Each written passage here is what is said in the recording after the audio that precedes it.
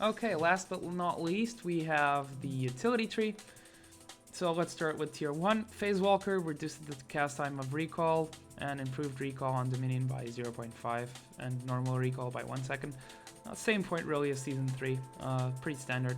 Fleet of Foot plus 0.5 percent movement speed per point, so it's a pretty good mastery, and I'll assume that a lot of junglers and anyone that wants to go into the utility tree will always get this. It's just really, it's so good. Like, it's not even out of combat anymore, it's normal move speed, so really strong point. Mana regen, pretty standard. Then Scout increases the cast range of trinket items by 15%, and it used to be wards and trinket items by 10%. Now it's only trinket items, so a bit of a change there, but not bad. I mean, if you're using the trap one, it might be pretty important, but it's only the cast range and not the range itself, so yeah. Moving on to tier 2, Summoner's Insight, the same as Season 3, reduces the cooldown of Summoner spells by 10%, 4, 7, 10%. And then Strength of Spirit was changed, gains 1 health regen per 5 seconds for every 300 maximum mana. So if you're going for something like a Tear of the Goddess into Archangel Staff, it might be worth it, but still, it still looks like a noob trap and a really weak point, but I'll have to wait and see and assess it better. Then Alchemist increases the duration of potions and elixirs by 10%, and this is pretty good. And not only because it gives you more health and more mana on the potions, it also works on the Crystalline Flask potions, I think. And not only that, it gives you this, Culinary Mastery. Health potions are upgraded into biscuits that restore an additional 20 health and 10 mana instantly upon consumption. So if you're low on health and you have some potions, you can pretty much just spam the keyboard on the health potions and just get like 100 health for 5 potions instantly and have the rest stacking up progressively. So it's a pretty good point, and biscuits are not limited to 5 in the PvE at the moment. I don't know if it's a bug or if it's intended, but if it's intended, I'd say it's a pretty strong mastery point for someone that wants to go like 9 health potions, 2 wards for top lane, which we used to see like on Akali and some champions. You can now do it if there's no limit on the health on the biscuits. Moving on, vampirism pretty much the same as season 3. 3%, 3% lifesteal and spell vamp. Runic affinity, same, just gives you more buff duration, 20%. Greed, now this was nerfed, but it's still pretty good. 1.5 gold every 10 seconds for 3 points. And then it opens up Scavenger, which is plus 1 gold each time an ally minion kills a nearby lane minion, which is the same mechanic as the old Philosopher's Stone now has on Season 4. You now have an item, it's Ancient Coin or something, I'm not sure of the name, but it gives you gold each time an ally champion kills a nearby lane minion. And actually it doesn't say ally champion, it just says ally. So I think if minion kills other minions, it might give you gold, which is pretty good. Moving on, wealth. 40 starting gold for 1 point instead of 50 for 2. This will limit you on starting items because it's less 10 gold, but it's always only 1 point, so pretty good. Expanded Mind, 5% increased maximum mana, probably good on those stacking mana champions like Rise, maybe Nidalee. But overall, it's a really situational pickup.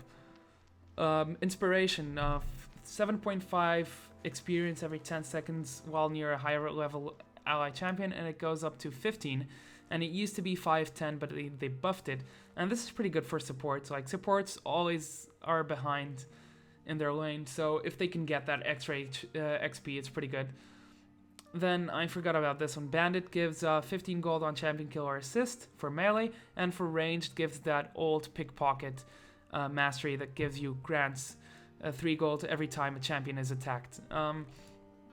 I mean, pretty solid for supports. I'll be picking it up a lot, and I think all supports will be picking it up a lot. And now this was one of the main changes from patches inside the PvE. Intelligence now gives 5% cooldown reduction and reduces the cooldown of activated items by 10%. And it used to be just only 5% cooldown reduction. Now this is pretty good because 5% cooldown reduction was already really good because you can combine it with sorcery and get 10%. But now it reduces the cooldown of activated items. So a support that runs a lot of activated items like Shurelia's, it's not called Shurelia's now, and Shard of True Eyes, which isn't called Shard of True Eyes anymore. But all those activated items will now have a 10% cooldown reduction on them, and you're pretty much getting it for free because you were always going to get that mastery point because of the cooldown reduction. So a pretty good 3 points here. And last but not least, a Wanderer, which is 5% movement speed out of combat. Really strong on roaming supports like Fiddlesticks. It's an overall good pickup for junglers that are utility and want to gank, because since you're out of combat, when they get into lane, they're getting that extra move speed. So pretty good mastery point there too. And doing something for supports. Supports are really different, but I think that most supports will be running 21 points now in Season 4. So they'll probably be running something like Fleet of Foot, Meditation. Scout is optional. I'm not going to put Scout yet because I think it's optional. Cooldown of Summoner spells, definitely Alchemist, Culinary Mastery because you might use the potions. Greed, Scavenger, of course, Wealth, Bandit, and then Intelligence and Wanderer. Now, if you don't want these, you can probably... No, I can't reduce those. If I wanted Inspiration, I'd probably have to get rid of Bandits and something else. So, oh, there we go. Yeah, you can go down the Mastery tree without going for Alchemist and Culinary Mastery. So, as a support, you don't really need that necessarily, although it might be a good pickup.